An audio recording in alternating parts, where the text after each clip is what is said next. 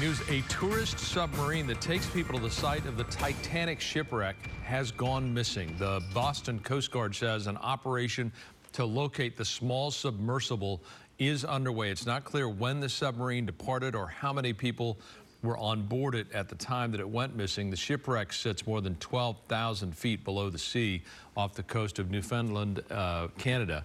We will bring you the latest developments as we get them. We're following some developing news in the San Fernando Valley. A driver is on the run after a deadly hit-and-run crash overnight. One man was killed. KTLA's Aaron Myers live in LA's Valley Glen neighborhood with the details for us. Aaron, good morning.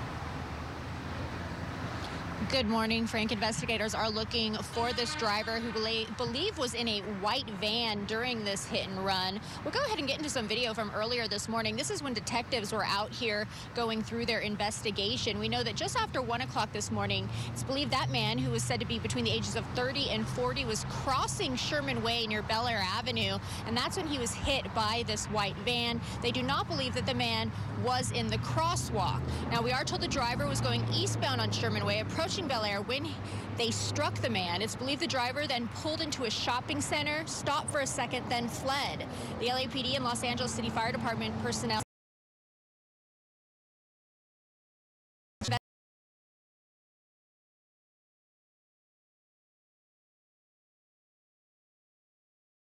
Investigators do not have a description of the driver, but once again, they are looking for an older white van, possibly from the early 2000s.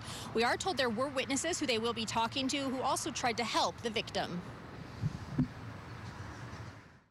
After the collision, people saw the pedestrian on the roadway, and they called 911. They stopped, they blocked the street, and helped, try to help as much as they can.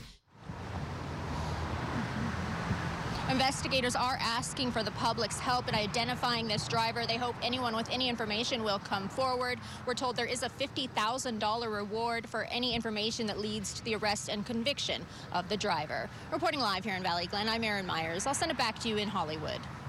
Aaron, we thank you for that this morning. New now at 8, police are investigating a series of armed robberies in the North Hills area this morning. Nearby resident capturing this video of an LAPD helicopter looking for the suspects. Right now, the LAPD says there are 3 separate incidents where 3 men were involved this morning, starting around 5:30 a.m. near the intersection of Burnett and Roscoe. Suspects hit a 55-year-old man in the head with a gun, and just a few minutes later, there was another holdup at Noble Avenue. A wallet with $1,800 in cash was taken, and the last was an attempted robbery on Moonbeam Avenue. The LAPD says the suspects were traveling on motorized bikes, and the investigation is still ongoing.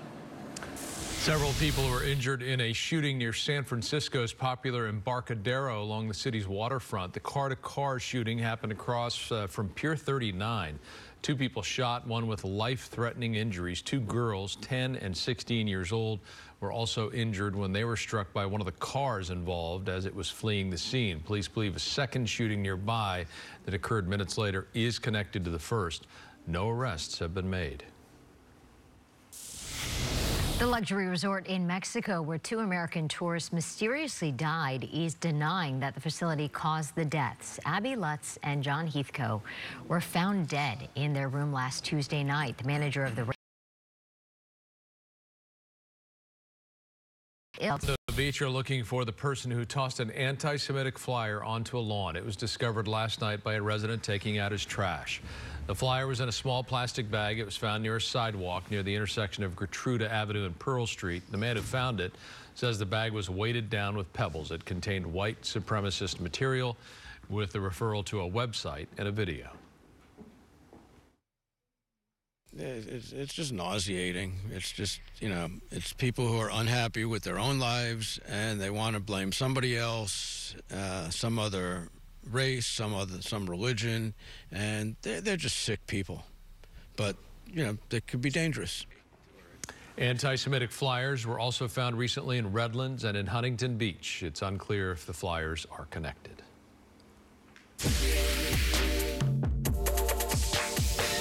Celebrations planned around the nation today in observance of Juneteenth that commemorates the day the last group of slaves in the U.S. learned they had been freed. KTLA's Jean King is live in Leimert Park, where celebrations will be happening later on today. Jean, good morning. Good morning, Frank and Jessica, to both of you. Well, we are honored to be here in Leimert Park for this Juneteenth festival. As you see, there's a lot of setup. Some Black-owned business vendors are making sure that they are ready when this kicks off later today. But this is a huge moment in American history. Let's take a look at this. Juneteenth is known as Freedom Day or Emancipation Day in America. In 1865, Major General Gordon Granger informed enslaved black people in Texas of their freedom. However, as we know, news did not